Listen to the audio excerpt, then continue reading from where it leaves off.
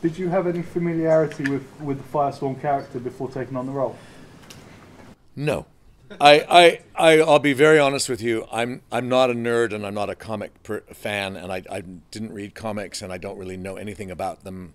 And this came about in a kind of one of those fortuitous ways that Greg Berlanti, who is sort of the guru of all these shows, the Arrow and Legends of Tomorrow and Flash and Supergirl.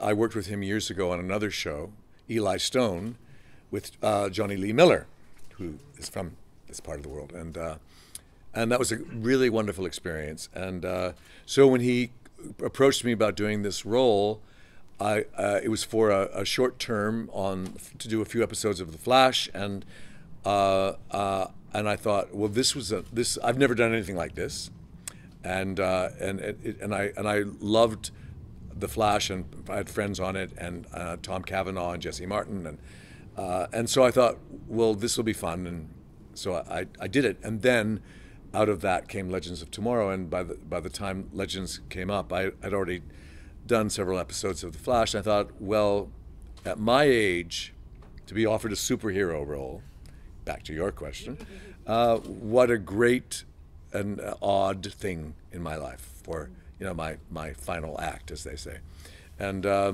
so that's I thought, I'm going to do this, and very glad I did, and I'm having a wonderful time, and I think the show is really fun, and although I have no idea what's going on, but I'm enjoying it very much. You're back on The Flash this season for a crossover musical episode yes. with Supergirl, which of course that is one of your fortes, music, isn't it? Well, thank you. Yes, I used to be mostly in music, and now I'm hardly sing at all. So I'm always terrified when I have to sing, and the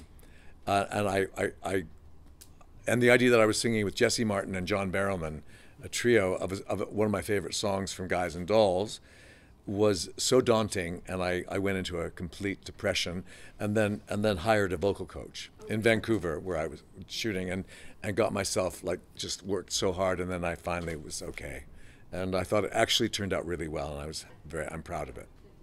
What was it like, kind of then, did you find going back, once you were doing it, after you'd had the preparation for it, how did you find it being there in the room doing the thing? Singing it? Yeah.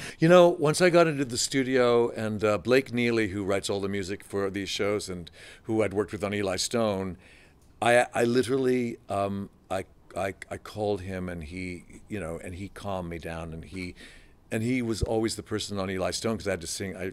I sang with George Michael on that show, for God's sake. God rest his soul. So it's sort of the thing where I've done this, so I should be able to do this again. And I just needed someone to kind of boost my confidence, and that's what Blake Neely did. And it was great. It was great. I'm not going to sing today, but.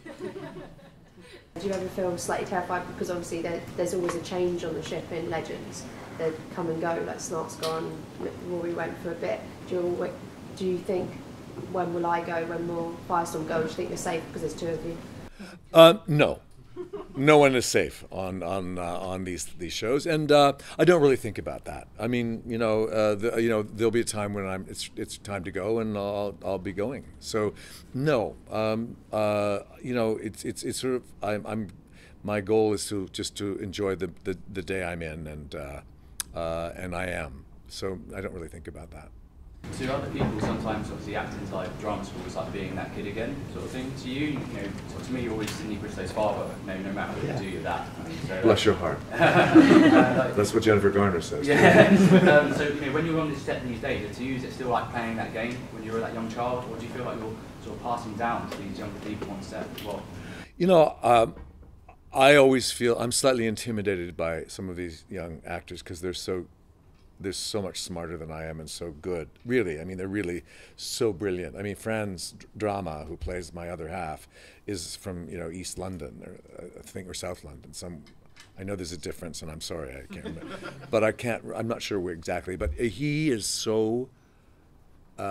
He's such an instinctively brilliant young actor, and he can do anything. He's like hilariously funny and can break your heart, and I learned so much from acting with him. And everybody has their own the nice thing about Legends is that it's such a disparate group, and that's like the show. I think that's why this show is successful, because it's unlike any other of the shows, because they're all these people in the same world trying to make something happen, and that's for me what's interesting about the show. Because the superhero part of it is for me the least interesting, because it's really about the dynamics between why, you know, how do you actually make this work as a group. So I love everybody on the show. I think is really gifted and talented, and they sort of look at me as the old guy, you know, because I am, and I think there's a certain. But once they get to know me, they realize I'm just a fool like they are. So it's a really nice group to work with. A lot of fun and games. Yeah, there's a lot of laughs. You have to, because the hours are so hideous. You know, you have to really be able to have a good time. In terms of those laughs, are there any particular stories that always bring a smile to your face when you think about them now, in terms of things you guys have got up to on set, or practical jokes? You know, it's really never about practical jokes so much, and I'm really bad with sort of remembering specifics, except it's mostly about just foolish things that happen in a dialogue where you're trying to make something that really shouldn't work and doesn't work. You know what I mean? It's like a dialogue, a scene where, bless you, a scene where you're just you know, like I'm often Arthur Darvill, who you know from his great work in this country. He's sort of I go to him and I say, Arthur, what's happening right now? What is this? What year are we in? And have we met this? Have we done this before? Or because I get so lost in the time jumps. And Arthur is really brilliant. He's like he's no, this and we go that and we go that, and there's a lot of laughter about that, because I'll just say a line and they all know I don't know what I'm saying, and so they find that amusing for some reason. But it's mostly you know, and also depending on the director. Sometimes some directors make it less fun than other directors. I'm not going to say any names, but we have our favorites, and we all and we also feel like we're all in this together, because it's a tricky thing to do. None of us live in Vancouver where we're shooting, which is an odd thing. You know, we're all just from another. We all live in. I live in New York, and most of the other actors live in Los Angeles or London, as Arthur and Franz. So nobody is home, which is a weird thing to do for a long period of time. This season we saw a shift in the captain. Speaking of Arthur, yes. He kind of left the show to. He's obviously back now, and we saw. How was the dynamic change with Caity being the captain of the ship? You know, it was interesting because we missed Arthur, because he was our rock, and then Caity just stepped up and was so. She's really amazed me, her growth as an actor over the times of the 2 years or 2 years now that I've worked with her. I think she's just so talented and surprising, and I think she just took to it beautifully, and frankly, I think, you know, people accepted it. I'm assuming because it seemed to work, and now we have Arthur back, and that's been glorious too. So it all worked out, because you know, when people are asked to do things that they don't normally do, it's nice when they can. What were you looking forward to about going back into the next season, and what would you like to see happen for your character or characters as you? Well, I'm honestly curious, because I think the last episode we looked at the spaceship. It's not the time ship. It's what it's called, I think. I always get it wrong.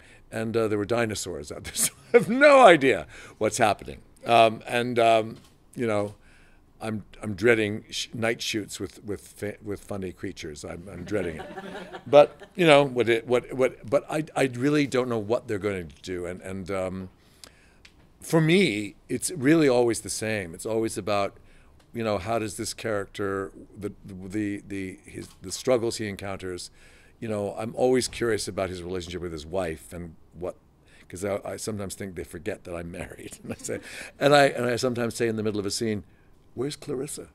You know, where is she?" And they joke, and then, but so they did actually.